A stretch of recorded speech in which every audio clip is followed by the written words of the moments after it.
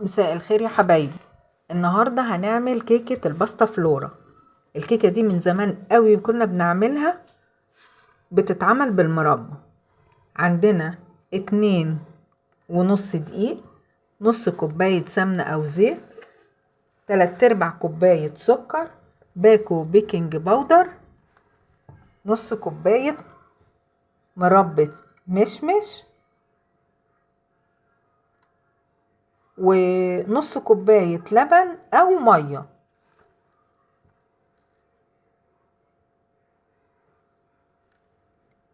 هناخد السمنة على السكر، نضربهم في الخلاط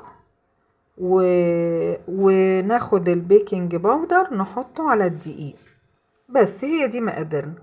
هنضرب بقى السكر بالسمنة او بالزيت اللي يعجبكم.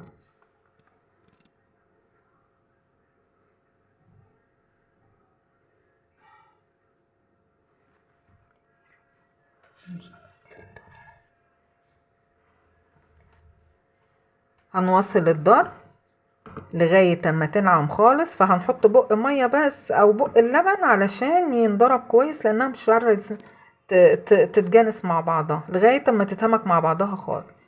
بس ما نزودش عن نص كوباية يستحسن، يعني علشان العجينة ما فيهاش بيض وممكن الدقيق يكون بيتشرب بسرعة فتطرى بسرعة. احنا عايزينها عجينة نقدر نبططها، مش عجينة كيك.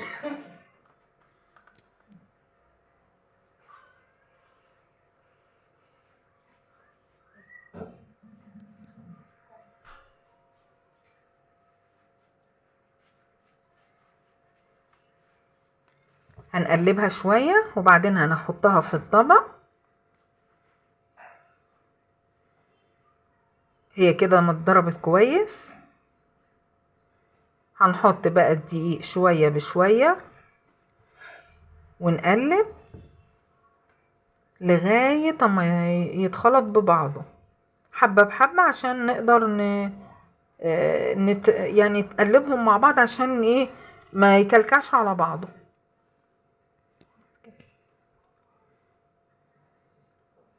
شوية بشوية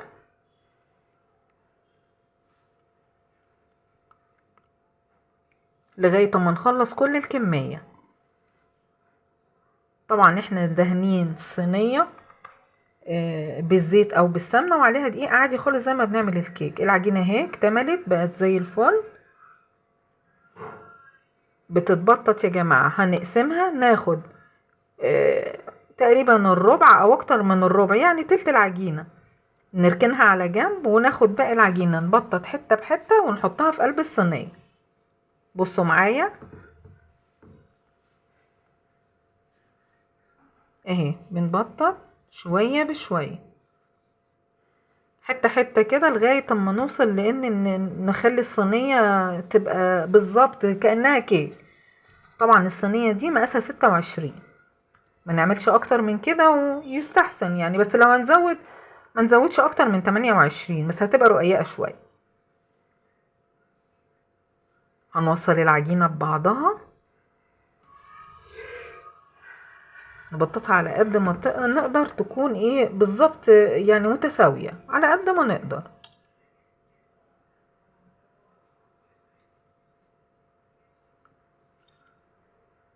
هنكمل باقي العجينة.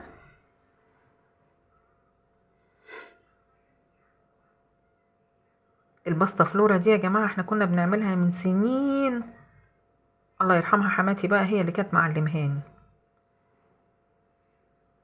بعد ما هنخلص خالص هنبتدي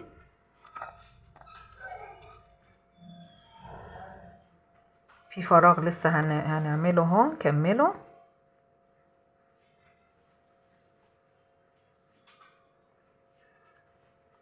برضو لسه ناقص حتة صغيرة هنكملها برضو لغاية اما الصينية تكتمل تبقى بالظبط، مش عايزين اي فراغ.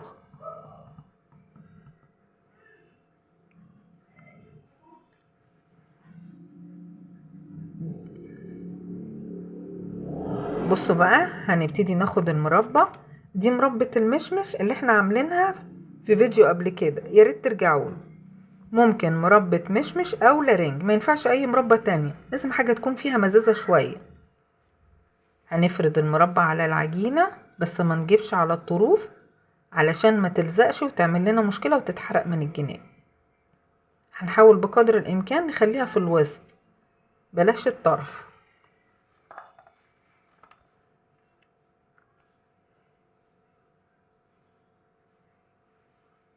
طبعا الكيكة دي حلوة جدا في النوادي، بقى رايحين النوادي الأطفال أو رايحين على البحر أو مسافرين أو جنب كوباية شاي كده العصر، أو طفل عايز يتعشى ومش عارفة تعشيه ايه. حلوة وجميلة في كده وبسيطة ومش مكلفة. لا حطينا بيض، واللبن ممكن يتلغي، يعني يتلغى، أنا حاطة بس مية على لبن، لكن ممكن هي أصلها مية خالص ما فيهاش أي حاجة. هنخلص كل كمية المربى، هي دي نص كوباية على فكرة.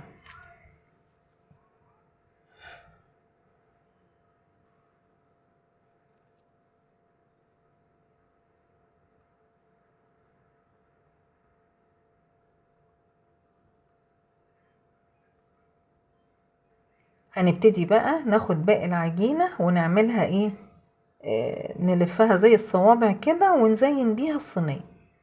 براحتكم، لو انتوا عايزين تعملوا اي شكل اعملوه، لكن انا مش حافظة غير الشكل ده اللي اتعلمته فعملته، لكن انتوا براحتكم. احنا هنداري المربى عشان ما تتلسعش. وعلى فكرة الباستا فلورا بتستوى على 180 او 160 حسب الفرن. اول ما تصفر من الجناب كده تبقى استوت من تحت، هنحطها تحت الشواية 10 دقايق يا دوب، بس اللي احنا بنحطه ده يصفر، مش عايزة تحمر لانها هتنشف، دي مش عجينة كيك طبعا. ومن الجنب هنحط السكينة كده عشان نتأكد هي استوت ولا لا. ده احنا بنكمل باقي الاشكال، وبنيجي من الجناب كده من حوالين الصينية من جوه هنحط برضو زي ما احنا عاملين. هنسند بس المربع عشان ما تنزلش وتلزق في جدار الصينية. عرفتوا انها بسيطة ومش محتاجة حاجة، ولا بقى نقعد نقول هنفتح الفرن امتى، لا لا لا، مش محتاجة الكلام ده. كأنك بتسوي اي حاجة عادية ما لهاش علاقة بالكيك خالص. يعني مش تخافي تفتحي الفرن، لا لا لا، عادي تفتحي الفرن تشوفيه هي استوت من الجناب احمرت او الصفار الخفيف ده، يبقى خلاص تدخل تحت الشواية. بس طبعا نوطي الفرن شوية عشان نتأكد انها كمان استوت من جوه، وبالسكينة كده من على جنب.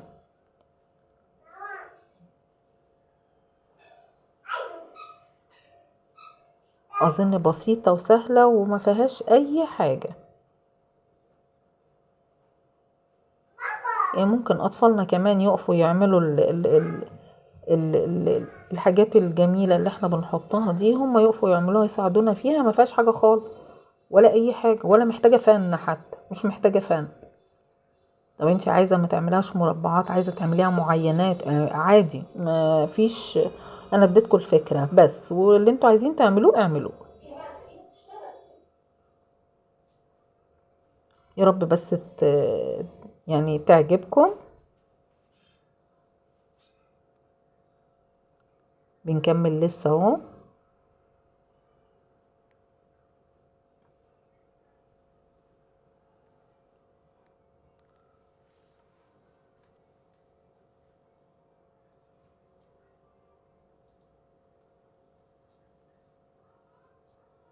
مش مكلفة يا جماعة، الكيكة دي هي بيقولوا عليها كيك باستا فلور، مش مكلفة خالص. لا فيها بيض ولا فيها مثلا السمنة، عايزة تعملي زيت اعملي زيت، هي سمنة يا زيت اي حاجة. مش احنا مش مرتبطين بحاجة معينة نعملها، لا، ما فيش اي حاجة. عايز نعملها بزيت نعملها، سمن نباتي سمنة بلدي اي حاجة. بنكمل باقي الرسمة.